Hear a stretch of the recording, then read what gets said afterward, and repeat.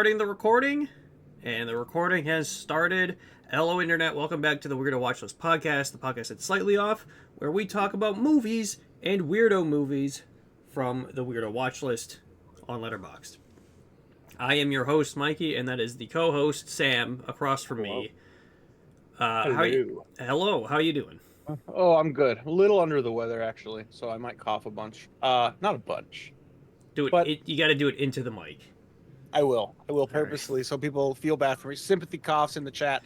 Sympathy coughs in the chat and sympathy views. I'll exploit the shit out of that for the thumbnail and title. No, yeah. Oh, please. I'm sick. Yeah, no, otherwise, I'm feeling all right. How are you? I'm doing good. I have been busting my ass watching a bunch of movies for Hooptober. And yesterday, I almost lost hope for my computer because my hard drive decided to shit the bricks. Really? So, like, all my Steam games just stopped working. Oh, damn. So I spent, like 30 minutes trying to figure it out by myself if it's an internet issue or a Steam issue. And then two of my friends proceeded to yell at me for I guess, computer illiteracy in that my hard drive is just fucked. So, yeah, I spent a good, hour after work just driving to Best Buy, driving back with a new hard drive and trying to figure out. It's like $80. Oh, damn. Yeah, so, yeah, but it works. I can install things now. I don't think it would have impeded the podcast in any way. But, thank God. Yeah, no, the podcast still, I think, would have gone on. Good deal. But everything's back to normal. Oh, wonderful. Yeah. So you're deep in Hooptober. You're deep in... How many movies do you have to watch? 31, but there's, extra credit movies, so it brings it up to 34. So I am on track. I think I only have a few left. I think I've got 6 left, including those extra credits.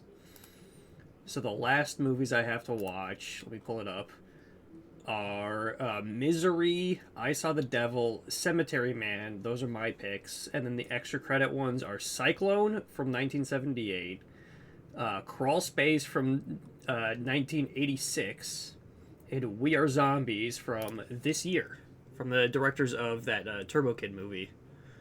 Huh. Yeah. Okay. Sounds like an all right time. Yeah. Missouri is great. Yeah, I thought about watching that right before the podcast, but I was like, that might cut it a little close. And close to the estimated start time, but so I chose to watch One Piece instead. I should preface a choice. Rewatch One Piece. Oh yeah, you've watched all of them, right? I've seen the first 800 and some odd episodes, and then stopped watching so I could just read the whole thing. So I'm caught up reading it. I read new chapters week to week, and on the internet or what? Yeah, just on the internet. Yeah, okay. That's crazy. I've never done that. I've never stayed current on anything anime. Yeah, and with One Piece, it's kind of crazy specifically because the arcs are always super fucking long, right? Some arcs last like a good 150 chapters. Yeah. So it feels very strange starting being at the point where I'm starting an arc at the same time as the rest of the world. Right? They're at a new island, we're meeting new characters, and it's kind of a strange feeling. Because I've only ever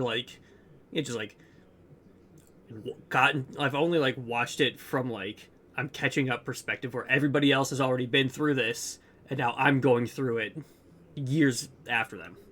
I'm not going to join you on this adventure. I think you should. It's a lot of fun. How dare you put that on me? Listen, curse. There's a 6-month break in the anime. If you just dedicate 2 hours a day to One Piece, you'll catch up in no time. All right. Yep. I'll do it. That is 6 episodes. I've never seen a single episode, I'm fairly certain. You just got to start at episode 1. Episode 1. It gives me then you're off. Didn't even think about having to start an anime right now. It's just too much I can't do that to myself. I don't even know what actual episode they're on. I know I'm they're on recovered. chapter. I know they're on chapter like 1130. Damn. Yeah. Good for them. Good for them. They're making all their money. China loves them. Japan does. I don't know how China feels about it. China loves them.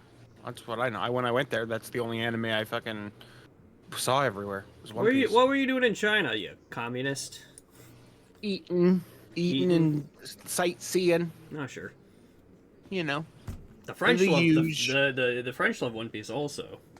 Do they? I guess Yeah. everybody. I suppose everybody. What if Yeah. North Korea might even have One Piece everywhere? I don't know. I haven't don't been know there. about that. I think they just replaced all the pirates with like Kim Jong Un. No, it's they probably tell it from like the world government perspective and make the pirates look like the bad guys. Yeah. Yeah. But enough about One Piece. This is not an anime podcast. This is a movie podcast. Now that nobody's listening. Yeah, and we're not here to talk about the One Piece movies because I've only seen like 2 of them. There's more than 2. Oh my god. There's like 11 or 12. Oh my god. Yeah. Of course there's. What we really are here to talk about is Transformers 1, the movie, which is no, I'm just kidding. I was about to say, like, did you see it? I haven't seen it. I did see it. It's fine. It's Okay. fine. Yeah, I saw the trailers and thought it looked like a turd, but it turns out it's way better than just a turd. Yeah, I didn't reach like Puss in Boots to like levels of like you're blowing me away here, but like it was a genuinely good like kids movie with some heart. Yeah. Yeah, it was all right. Yeah. All right. That's really all I have to say about it. There's not much else you can say about it. It didn't make a lot of money, and that's okay. I didn't expect it to. I don't know.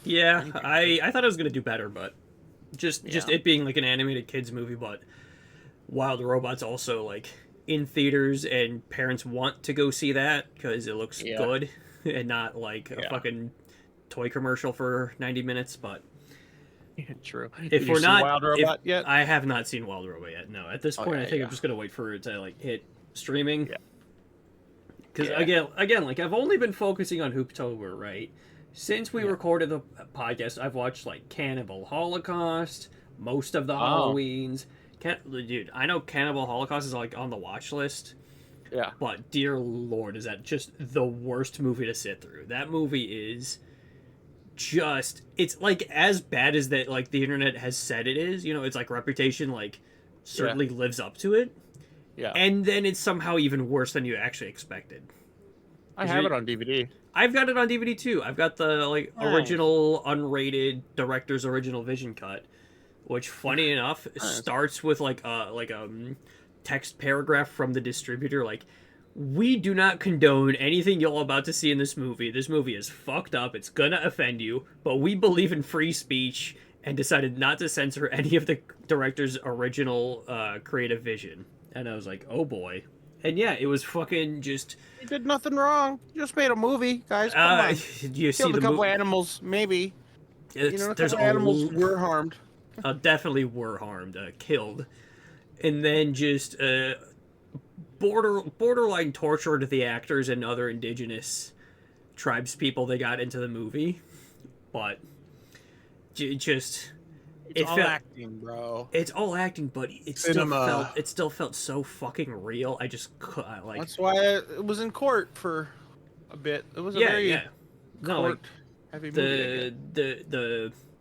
I don't even know what Justice Department like tried to like kill the director, but like they accused him of murdering the actors in the movie because like he told them to go into hiding to sell the movie, the realism of it. But didn't something similar happen with Blair Witch? Like obviously didn't go to trial, but like they pulled the whole these people are missing stunt footage, but they aren't actors, they're real people, but again that movie's presented like, look at this, we found footage. Cannibal Holocaust is like, look at this, we're making a movie about people who find footage and watch it, and people thought that footage was real. Like the movie's like an hour and 40 minutes, and a good hour of it is just not found footage. It's just a dude wandering through the jungle looking for the found footage and meeting like the tribes people like that the found footage filmmakers found. That sounds boring. It's not. It's actually not boring, but it is just like the found footage part is just despicably evil feeling because it feels so real and honestly might be real. What an inappropriate time to break out a bowl of mac and cheese, but dude, yeah. Listen, again, like, it's a movie I can never recommend to anybody. I just have to say, like, if you do watch it, you're gonna have a fucking terrible time. I'm gonna tell you that now. How long is it? Hour 40 minutes. Not even. I think it's like 96 minutes. Damn. I have no need to watch it. I've heard about it. Yeah. Doesn't look good. It doesn't look like it's gonna do anything for me, you know?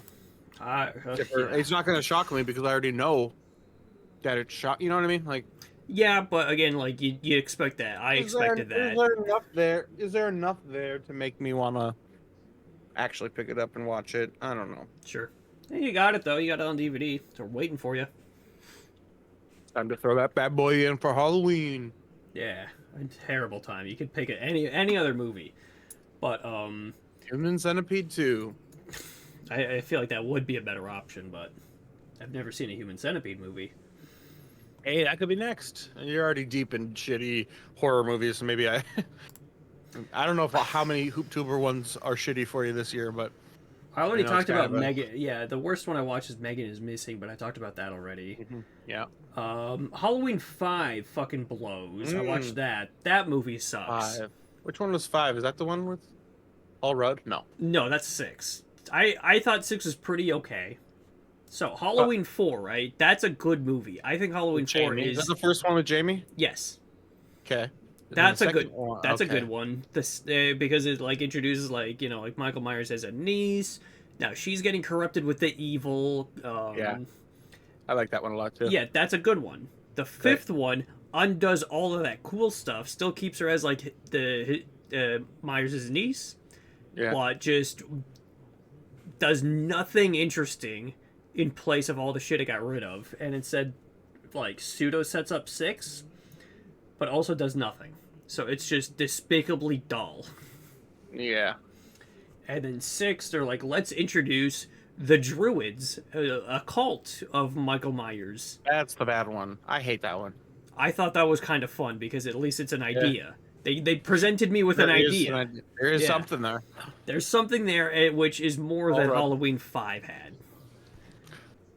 Fair enough. Yeah. Halloween H2O is really, really good. I really like that one. Yeah, that's a good one. That's a good one. It's a nice big, franchise reset.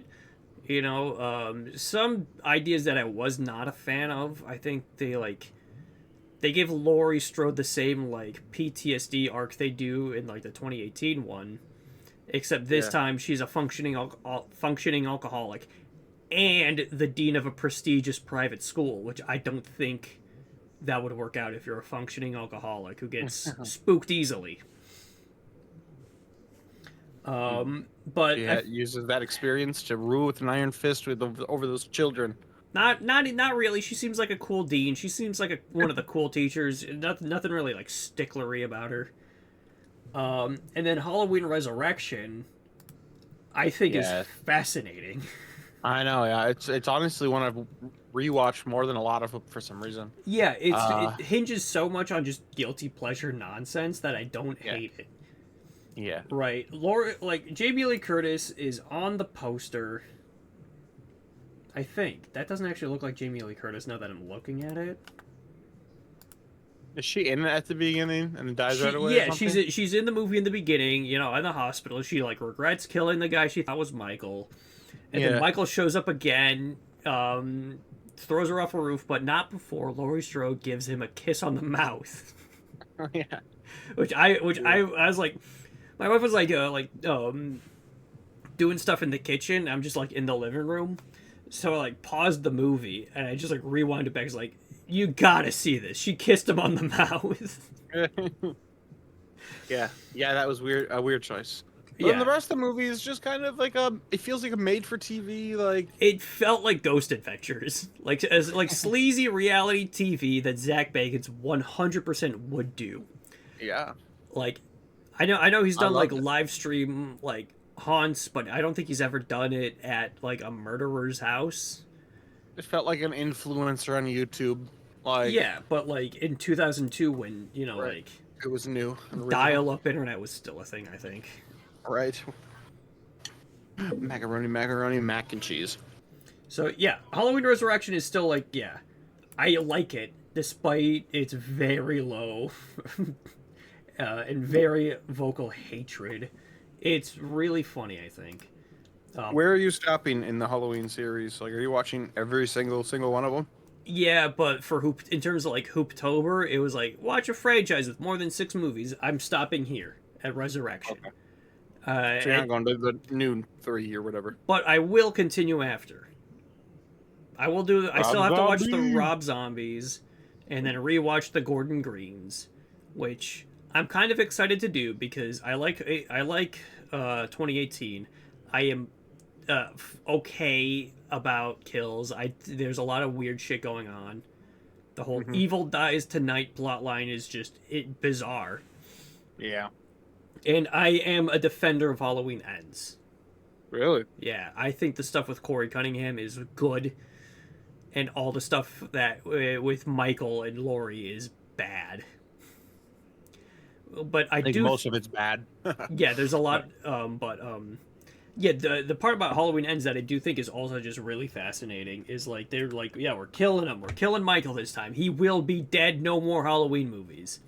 So I'm like, okay, how do you do that so then they can't just rewrite it and retcon whatever ending?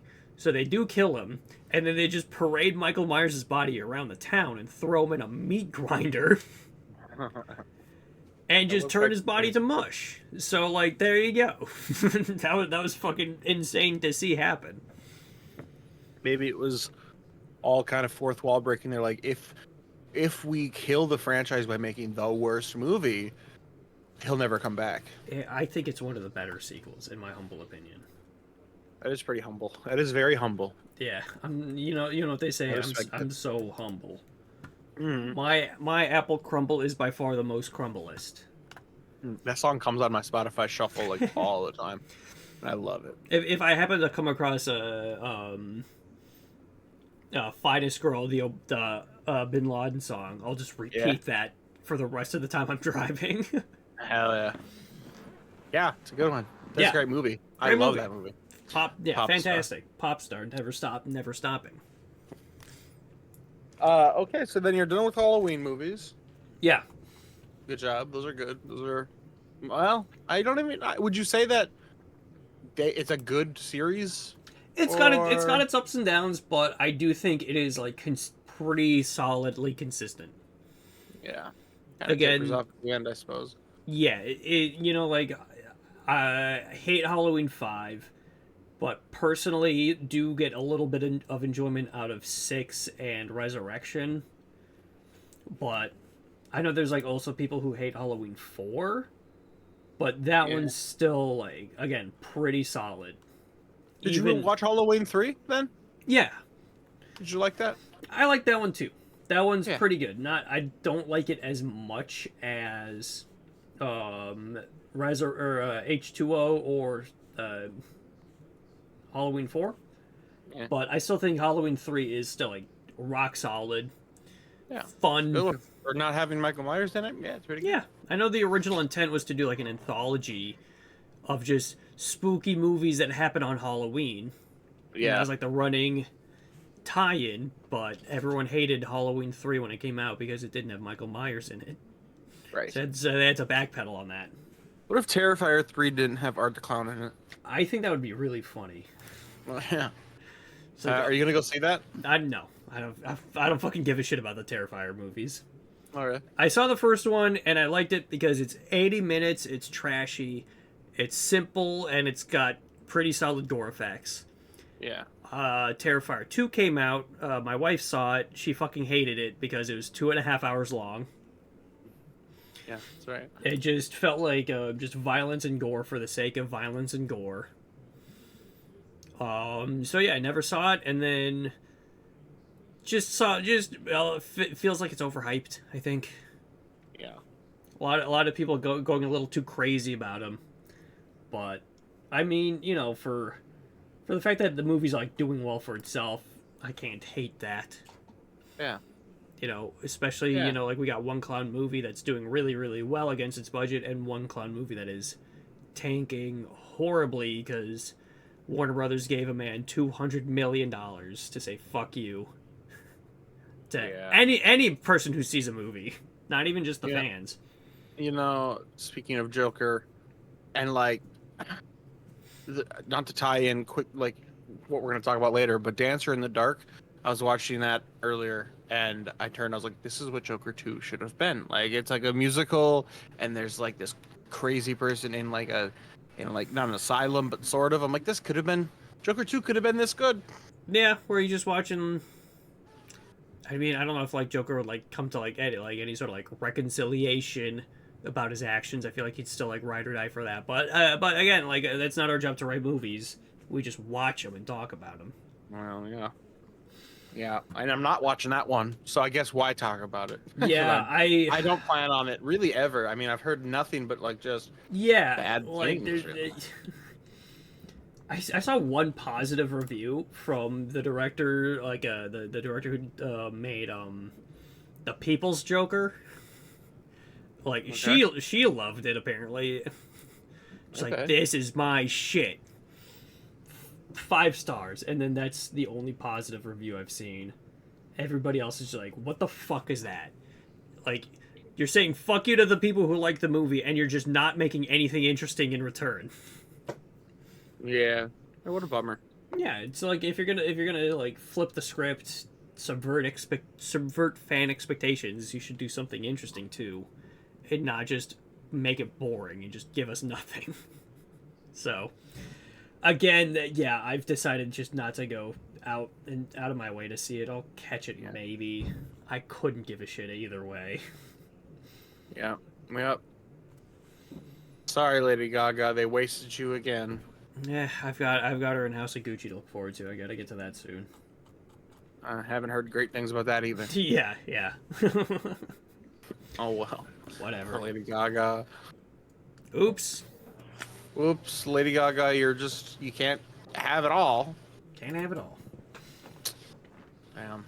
Anything you've been watching, sir? Oh, goodness. I watched the first Rambo, First Blood, recently. Yeah? You know, classic. Decided to throw that on. That's a good, like, I hate the cops. Let's show them being bad. Yeah. And then justifiably getting, like, their comeuppance. Like, that's fun. Sure. That's fun for anyone. That ages well. So, yeah, it was a great time. And I forgot how, like, emotionally powerhouse-y the end of that movie is, with Sylvester Stallone giving a very Sylvester Stallone performance, but still bawling his eyes out and, like, crying about his friend that his body parts were everywhere, man. And, like, I was like, damn, he's actually selling that pretty hard, because I'm feeling it. So, yeah, no, good movie. All right. Yeah. I ought to watch them Rambo movies, but yeah, I don't know anything really about the First Blood sequels or whatever, the ones that were made like right after that, but the reboots that they've done now, 2 I think of, were both all right. There's one that's just called Rambo, and then there's one that's called Last Blood. Yeah. And that one was just kind of a fun little reboot. He just, like, it's almost like a home invasion, but he has his own house, like almost Home Alone, like booby trapped, but like with huge explosions and tons of guns and like just fun. Yeah. Hell yeah. Fun. Big Manly Men movie, that one. I think I haven't seen it. Yeah, one time I had a party when I was in probably middle school or young high school, whatever. But we were doing this like gender roles type party. It's probably not. It's aging so well. But we did this. I was gonna say, like, was it woke? Like, it was performative art, if anything. Sure, yeah. Let's call it that. But like, we're like, all right, boys, we're gonna get together. We're gonna watch the Rambo remake, which is just him running around in Vietnam, just killing everything. And then all the ladies are gonna go to the next room, and they're just gonna make us sandwiches. And we did that, and that was like the bit. But like, of course, I was like really egging it on. So my friend threw a bunch of hot sauce on my sandwich. Fucking ruined my sandwich, ruined my boys' night with the Rambo. I'll never forgive you, Mackenzie. That's really fucking funny. And now she hangs out with Greg Marcus all the time. So who's the Are you winner? serious? The Greg Marcus? Yeah. She hangs out with Greg Marcus at corporate events and stuff. Oh my fucking god, dude! I love me some Greg Marcus. I know. Lucky ass. They put hot sauce on my sandwich. Anyway, that's my Rambo story, and my weird, like, every time I tell that story, I'm like, what a weird fucking party we had. Yeah, like, just bunch of dudes getting together to watch Rambo, and then you make the women like cook. Yeah, and they were like, there was guys. like just as many women there, and they were going. Look, it was a part of it, you know. We were stoked because like we bought like a ton of like really crazy cool sandwich like ingredients. We had like we were making them like the cartoons, like where they were like super long, like Shaggy from Scooby Doo would have. So we're like, that's what we're doing. We're gonna make these like incredible sandwiches. And that's what it was. But of course, it's still such an odd idea for a party. Like, oh yeah, I think we should get back to that in 2024. That's what we should be doing. Yeah, just hey, let's get a bunch of guys and girls together. All the guys get to watch Rambo, and all the girls get to make sandwiches in the kitchen. Damn right, and they can pretend to like it, like traditional wife. What is that, trad wife thing? Yeah. Yeah, it could be that. You could have that same kind of energy. Yeah, and I could watch Rambo with my boys. Hell yeah, dude. Oh, I got I did a couple horrorthons between podcast recordings. Oh damn, one at the Trilon or no? One at Austin's and one at the Trilon. Nice. Enemy of the show. I almost called him friend. Enemy of the show. Wow. Yeah. I'll tell you why he's still the fucking enemy of the show. Because for the Horrorthon, right, at his place, each member of Film Club, save for one who had to skip out, picked a movie and we watched it. Yeah. First of the night was Extra. Good movie. Okay. Alien Dad shows up. That's a good movie. I think we should watch that for the podcast sometime. Okay. Mute Witness. A mute woman witnesses a snuff film / murder being made. Shenanigans ensue. Half the movie is spoken in Russian, but you don't know what they're saying because the mute woman's American. She doesn't know what they're saying either. Oh. Follow that up with Nightmare on Elm Street 3. Good movie. Okay. And then we got to my pick, which I made everybody, including enemy of the show Austin, watch, which was 1958's The Fly. Okay. So the original Fly, right? Yeah. Big hit in the horrorthon setting. You know, a bunch of like other friends showed up, other people got involved, and they all had a good time, except for Austin. He hated it. He saw it was my pick and dismissed it right out the gate. Like, this movie's fucking boring. Nothing's happening. Bias. Yeah, and you see at the beginning of the movie, there's a murder to be figured out, right? There's a murder-suicide going on. Who did it? Why'd they do it? Let's get to the bottom of this. And he's like, nothing's happening. This movie's boring. So he got up and left, came back in with earbuds in, listening to music, and then it's like, your movie fucking sucked. I hated it.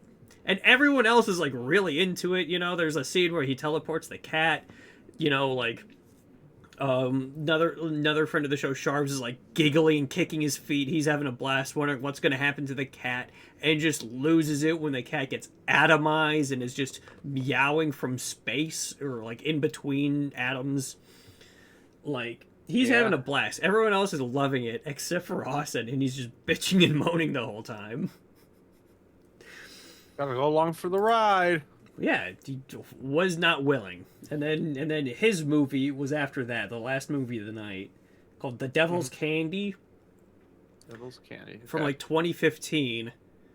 And it was easily the weakest of the bunch. Oh, you're just saying that. I'm not saying that. It was pretty unanimous amongst everybody else too. Wow. I haven't heard of it. Yeah, but I haven't heard of pretty much anything on that list except for the one that we've obviously both watched. Yeah. Dun dun dun, The Fly. The Fly. Good movie.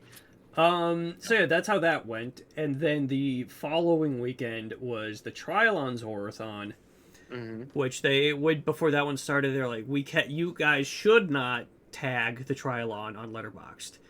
If you do, and if you tag how you watched it on the whatever format, we could get in trouble because studios are evil. So I was like, okay, they're bringing in some secretive top hush hush shit. Yeah. They started out with a short called Kitchen Sink, which had never been screened in America. Cool. So the coordinator had to directly get into contact with the filmmakers to get a scanned in and sent over. So we watched that first. And then we watched Kingdom of the Spiders, which is William Shatner running around an Arizonian town with tarantulas, regular-sized tarantulas, running amok, killing everybody, and it's fucking awesome. I loved it. Sick. Followed that up with Near Dark on 35mm. I rewatched that. I saw that for the first time back in July, so that was a rewatch. That one's great. Catherine Bigelow vampire western. Except it's like set in the 80s, so it's not really like it's like a neo-western. It's in Texas. It's set in Texas. Watch that on a 35mm print.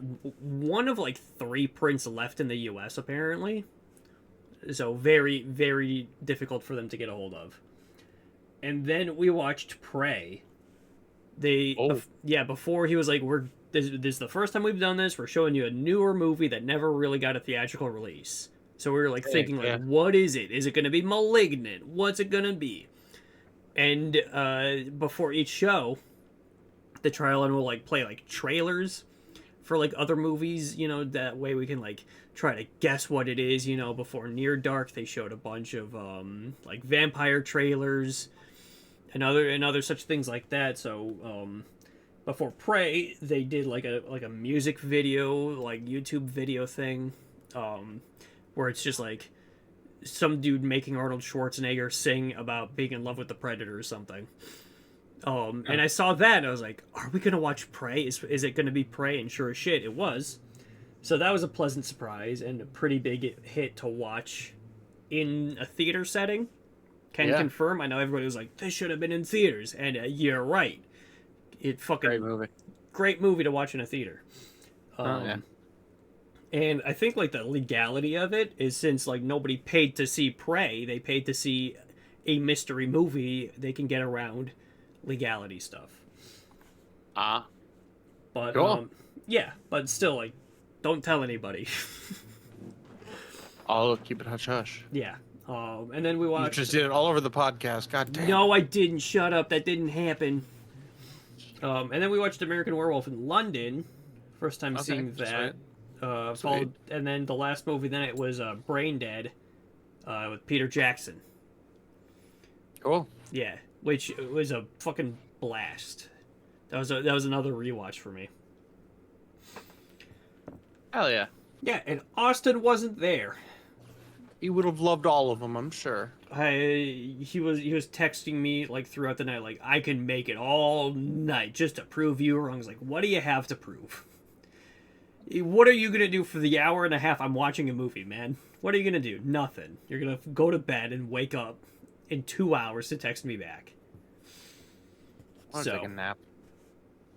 It was like 3 a.m. when he texted me that. So I was like, you're not gonna fucking stay up all night, you idiot. Don't even bother. But yeah, that was the Horrorthons I did. Oh yeah. I got no more. A good time. Yeah. I haven't done any marathons of anything. Watch a little bit of Love is Blind. That's about it. Yeah. Hell yeah. Yeah. I did watch the movie of the week though. I did too. I was about to ask, when did you watch that? I watched it today. I watched mine last night. Nice. I was going to. Actually, I watched 20 minutes of it last night, and then I'm like, this is a sleepy time. I should not be watching this while I'm sleepy. Yeah. And I'm glad it didn't, because it's like, you saw it, you loved it. Yeah. It's also a fairly long movie. It's 2 hours and 20 minutes. Yeah. So I feel like if anybody was sleeping, they're not making it through. Oh man, I wouldn't have slept through the end. That's for sure. Oh, good lord. So yeah, we watched Dancer in the Dark from the year 2000 by Lars von Trier. It is the first Lars von Trier movie I've seen. Same. And you? Same there? Same. All right. Yeah. Yeah. It's been one, like the both of us have been meaning to get to, but I've always been kind of like intimidated by Lars von Trier and his filmography, because I know they're like depraved, scary, just like nightmare-y, not even like in that sense, but just like they're like those movies are like built different. You know, like Antichrist is just built different. That's like you're not gonna have an easy time sitting through that. And Dancer in the Dark is no different, but for different reasons. And because I can say that I'm glad we watched and learned a little bit about the Dogma. What was it, Dogma filmmaking? Yeah, Dogma 95. Yeah, and like knowing Lars von Trier's hand in that, and then watching this made me appreciate like what would appear to be like a low quality, I suppose, but just really as a filmmaking style.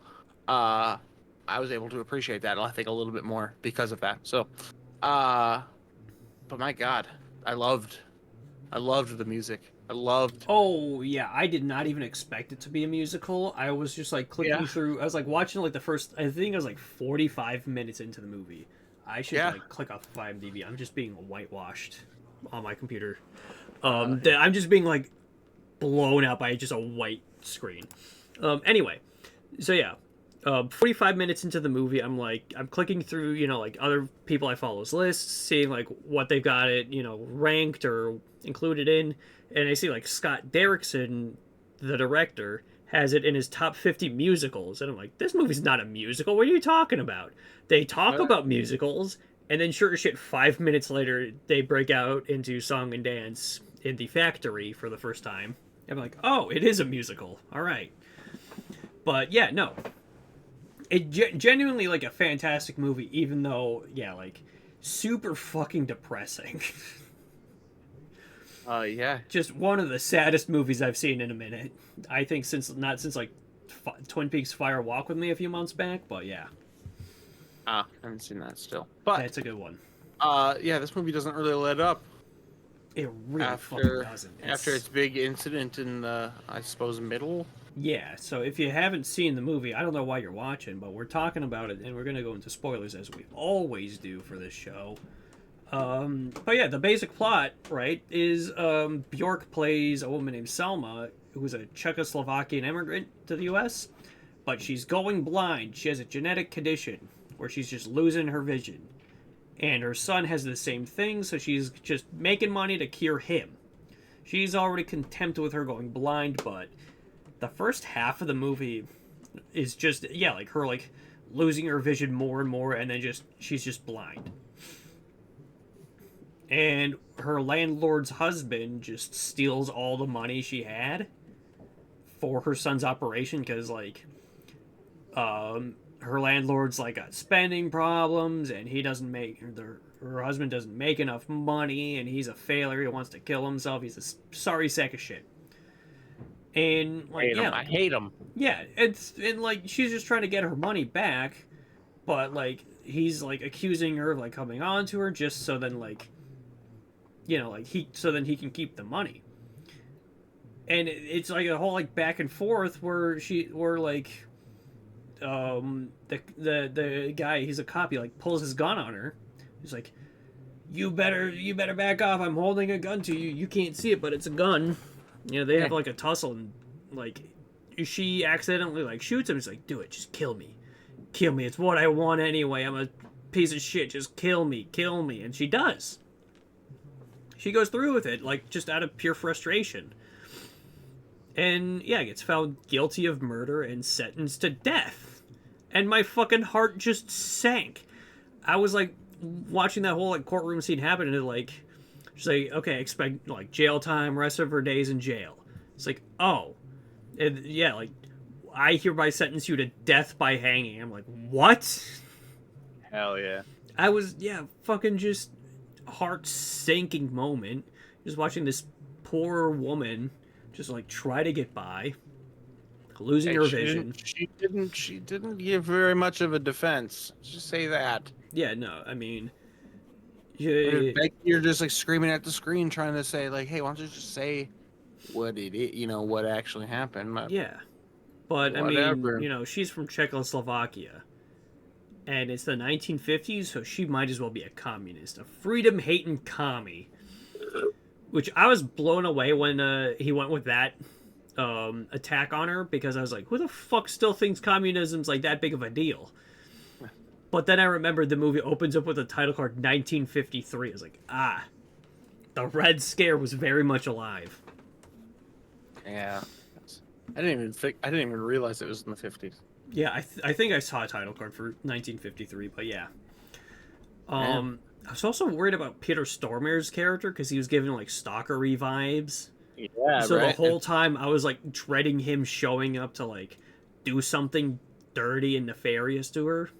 Right. It was quite the character. Because I definitely thought he was going to be the bad guy, sort of, somewhat. But it really ended up being a pretty good, solid, I don't know, person in her life, I suppose. Yeah. But yeah, he was great. And the freaking lady, I noticed her from the movie Holes. So the lady who plays the cop. Do you know what's fucked up? I know who you're talking about. Who she like helps Selma like while she's like in prison. Yep. You know what's fucked up? Where I recognized her from? Huh? The Nickelodeon Fred movies. Yeah. Okay. I was like, that's Fred Ficklehorn's mom. Yeah. Definitely. Like I was like, I've known her for something. She was in SNL for a while, I think. Yeah. No, she gets around. It was funny seeing her. It was crazy seeing Joel Grey from Cabaret as the Czechoslovakian musical guy who comes to the courtroom later. Yeah. That's the guy from Cabaret who plays him in this movie. So that was cool seeing that. It's interesting seeing like those big names and like people that you've seen before in this movie that feels like so small budget. Yeah, and I think that is like going back to like the whole like Dogma aesthetic. Yeah. Because like it's obviously like shot on a camcorder. There's not a lot of like technical prowess going on. It is just like the most like extravagant it gets is in the musical moments when like they're still using the same camera, but they boost up the saturation a little bit and just go like to quicker, more like stationary cuts and like faster like cutting speeds and movements, and then just a bit more polished. Like, snapping back to reality, it's more like handheld, fast zooming in and out. Yeah, camcorder. Hell yeah, I loved it. I loved that aspect. It really felt dreamy and I don't know, the contrast of the grittiness of the visual style of this. Yeah. Really, really played well into, her not having the sight and finding this solace in music and that coming alive and having her optimism every time a musical number would be happening. Like her face. Actually, adorable. Most adorable Bjork, right? Yeah. Is the name, I think. Oh my god. I was like, this is the most adorable performance, but also obviously the most tragic at points, but like, man, what a cutie pie. And I felt so bad having to watch that cutie pie go through some pretty horrible times. She's like an Icelandic singer-songwriter, so she's like had a music career like pretty well established by the time this movie came out, and this was her first like break into acting. And I guess the lore is she hated working with Lars von Trier so fucking much she quit acting. Yeah. But what she tells reporters, like, why she like stopped acting is like, I worked with one director, and I'm not going to name who it is, but this one director I worked with, I hated so much, I never wanted to act again. But because she's only been in, at that point, one movie, we all knew it was Lars von Trier. But since then, she shows up in The Northman as sort of like a witch. Like an oracle witch. Oh, yeah, I remember that. Great movie. I love that movie. Is The Northman on the Weirdo Watchlist? No, it's not. If it was, it'd mostly be for the Willem Dafoe farting scene, but... yeah. Back on topic to Dancer in the Dark. Yeah. It's just like, I ought to kick your fucking ass because you did just pick, like, the most depressing movie ever. I didn't know for sure. Yeah, I mean, like, I knew you didn't know. I didn't know much of anything about the movie either. I only read the description for the first time yesterday. And so, like, okay, I'm going to watch a lady go blind, and it's going to be sad. It's like, oh, I wish she still had her vision. It's like, oh, no, I just wish she would fucking live. He's like, I guess, like, yeah, like, talk about the ending of the movie, keep bringing it up, like, being sentenced to death. Like, yeah, like, I think, like, the last hour of the movie is just her in jail, like, already, like, coming to terms with the fact, like, she's gonna hang, she just wants her son to be able to see. They hire a lawyer for her to, like, reopen the case, but then she finds out, like, they used her money that she was saving for her son's operation. Like, her son needs to have this operation like, before he gets too old, which is still, like, 13, 14. Like, he has to get it before then, otherwise it's irreversible. So then she's like, fuck it, I don't care about, if I can, like, not get the death penalty or not. I want my fucking son to be able to see. Yeah. So, like, she, like, turns away all, like, the lawyers for his sake, and then, yeah, like, goes to hang, and, like, on her way to the gallows, I guess, like, Fred Figglehorn's mom, like, is like, listen, like, I'm gonna make a beat, you can listen to that, like all these musical moments, like, kind of spur up from her just listening to the world. Yeah. And, like, at the factory, she's listening to all, like, the machines clank and everybody, like, cranking it. And, like, next to the next to like the railway, as, like, a train's going by, listening to, like, all that going on. That was a good one. I like that one. Yeah. So, like, on her way to, like, be hanged, she's, like, listening to, like, Fred's mom just, like, stomping and counting the steps to the gallows. You're just listening. She's just, like, doing, like, a final, like, musical number of her, like, also, like, counting along to her death. And I'm fucking weeping the whole goddamn time. I'm like a fucking blubbering mess. And then, like, they like, get her ready to hang. They put the bag over her head so she can't see. And then I'm like, it's fucked up. She already can't see anyway. Just don't even bother with it, please. What does she need to breathe for? Yeah. She don't need to breathe. She's about to be hung. Yeah, and then like, she hangs then. They just drop it on her and me. I was, like, fucking not ready for it either. What a mic drop. What a fucking just... Yeah, and yeah, that's the end of the movie. I think, like, oh Christ, I think, like, they like put a quote at the end of the movie. I forgot what it was. I'm gonna blind myself again real quick, just to see if I can, like, find the quotes. Oh yeah, here it is. Like, they say it's the last song. They don't know us. You see, it's only the last song if we let it be. That's the final quote of the movie, and I'm like, fuck you. And what does that even mean? I think it's just like we can still, like, continue to sing and be happy as long as we, like, choose. Because, like, she was not her. She's dead now. She was wrong. She's fucking dead. And am I missing something? Because you failed.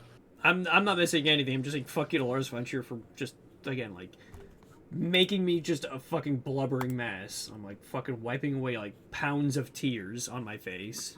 My wife's coming home from work any minute. I gotta look like I'm a man.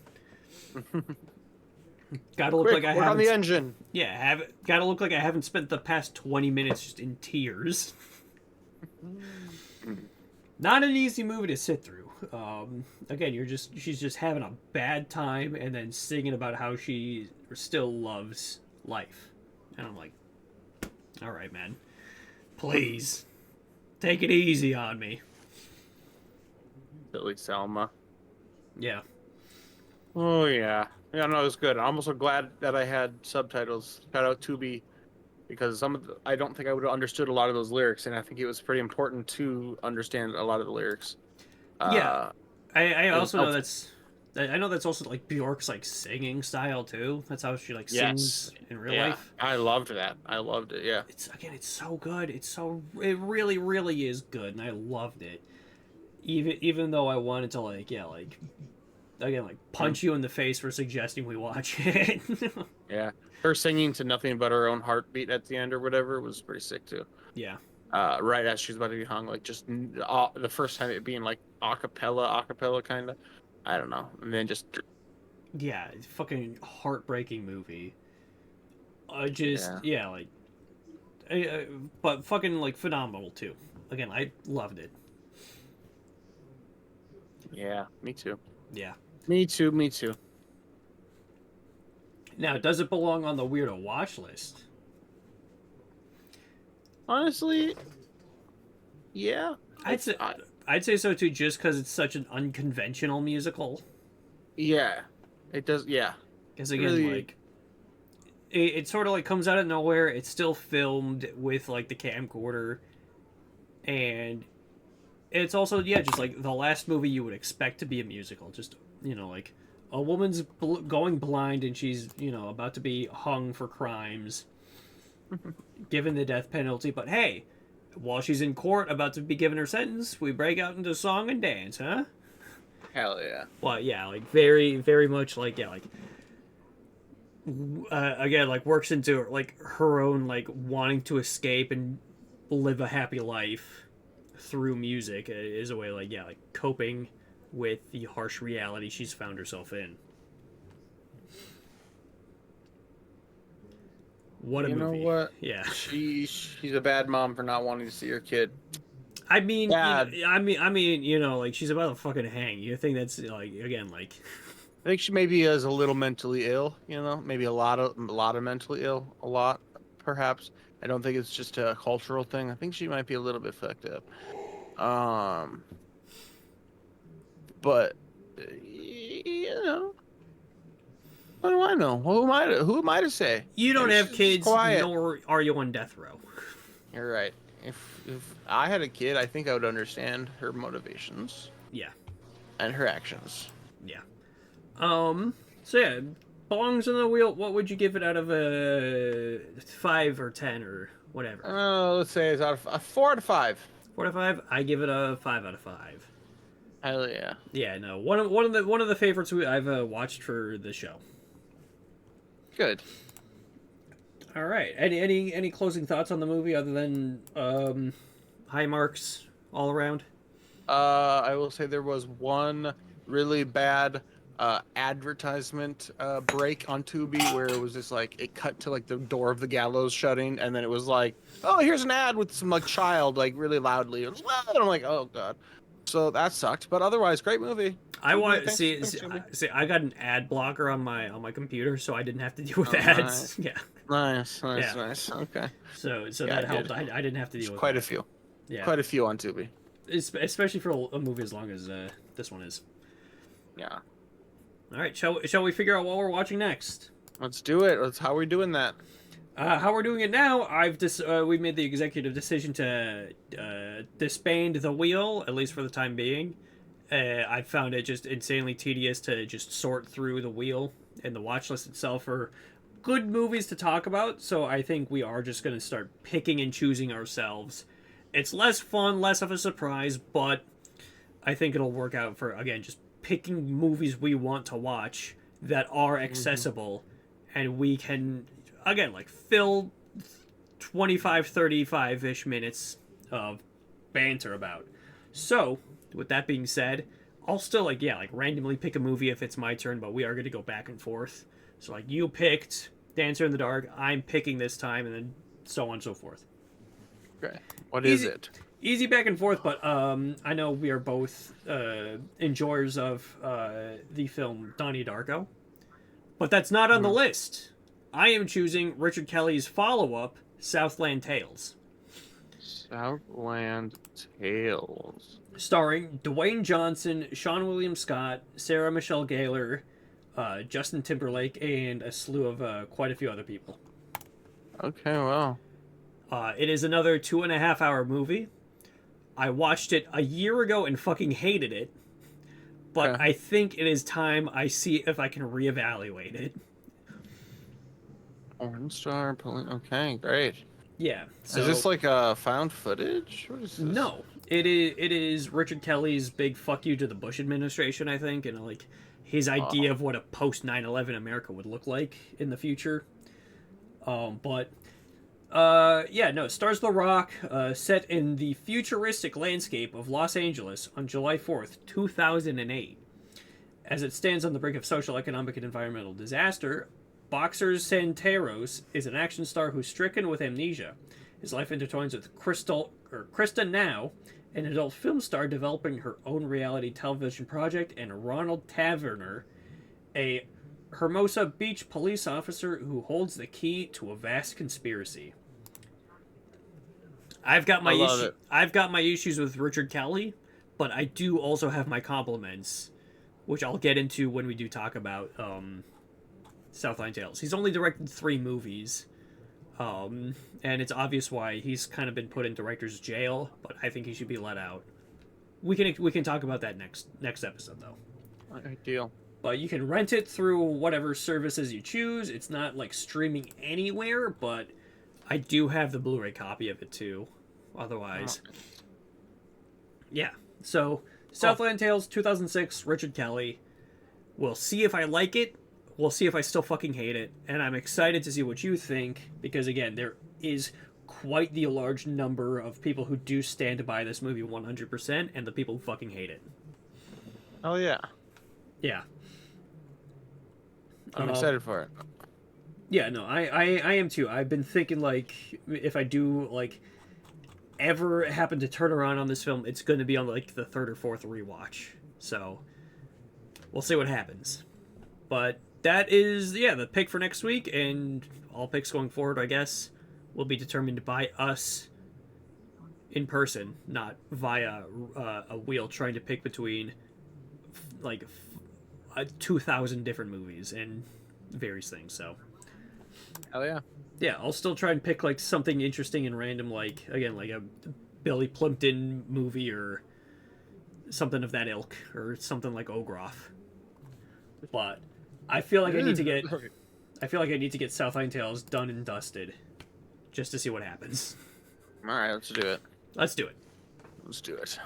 All right, yeah. Thanks you everybody for watching the podcast and for watching the movie. Be sure to do all the things: rate, comment, subscribe. Tell us what you think, and tell us what you think about Southland Tales in the next episode's comment section. Any final words out of you, sir?